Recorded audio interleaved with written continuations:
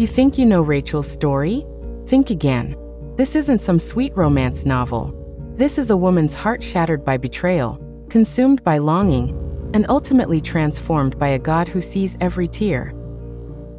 Picture the well at Haran. Dust swirling, heat shimmering. Then she appears, Rachel, tending her father's flocks. Genesis 29 verse 17 calls her beautiful in form and appearance. But beauty can be both blessing and curse, can't it? Jacob sees her and his world shifts. Not just attraction, devastation. Love that hits like lightning, burns like fire. He's so besotted he agrees to 7 years of backbreaking labor for her father Laban. 7 years. Scripture says those years seemed like only a few days because of his love for her. Have you ever loved someone so desperately that time itself bent to your longing? Then comes the night that changed everything. Wedding night. Veils and shadows. Morning light reveals not Rachel but Leah, her older sister. Can you imagine Rachel's agony? Her own father using her as a pawn, stealing her moment, her dreams, her dignity.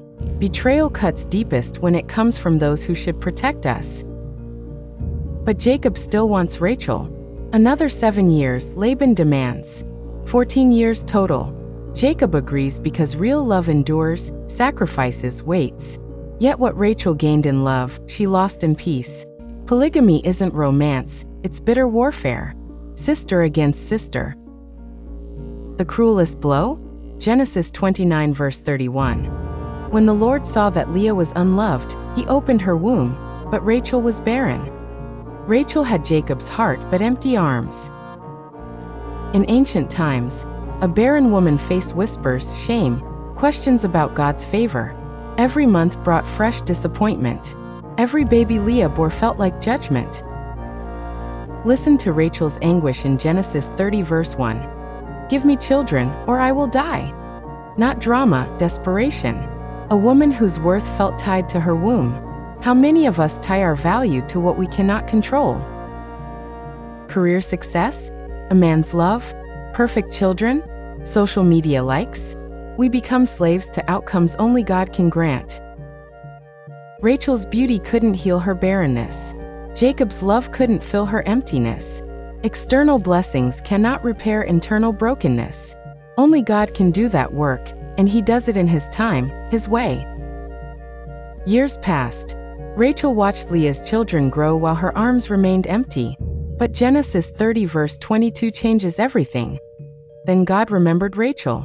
He listened to her and opened her womb. God remembered, not because He'd forgotten, but because His timing is perfect, not ours. Rachel conceived Joseph. But notice what happened next. Instead of gratitude, she immediately longed for another son. Even answered prayer couldn't satisfy the hunger in her heart. Only Jesus can fill that God-shaped void we all carry. Her second pregnancy brought Benjamin, but also tragedy. Genesis 35 verse 18 shows Rachel dying in childbirth, naming her son Benoni, son of my sorrow. Jacob renamed him Benjamin, son of my right hand. Even in death, love redeemed her pain. Here's what breaks my heart and fills it simultaneously. Rachel, who felt worthless for years, became mother to Joseph, the one who would save his entire family from famine. Her pain had purpose. Her waiting had meaning. God was weaving a tapestry she couldn't see. What is Rachel teaching us today? First, your identity cannot rest on what you lack. Rachel let barrenness define her instead of letting God's love define her. What's defining you? Your relationship status? Your struggles? Your failures? Stop. You are God's beloved daughter, chosen before time began. Second, God's silence isn't abandonment. Rachel waited years feeling forgotten, but God was orchestrating something magnificent. Your waiting isn't wasted.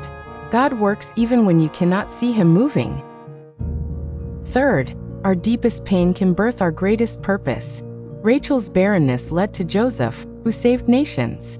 Your broken places? God specializes in transforming them into testimonies of His faithfulness. Finally, satisfaction comes from God alone. Rachel had love, beauty, and eventually children. Yet restlessness remained. You could achieve everything on your vision board and still feel empty. Only Jesus satisfies the longing he placed within us. Rachel's story is our story. We all have barren places, desperate seasons, moments we cry out to God in anguish. But the God who remembered Rachel remembers you. He hasn't changed. His love remains constant. Today, whatever your barren place, know this: God sees you. His timing is perfect. Your pain has purpose. He's writing a story through your life more beautiful than you can imagine. That's His promise. Now walk in it with confidence, knowing you are deeply, completely, eternally loved.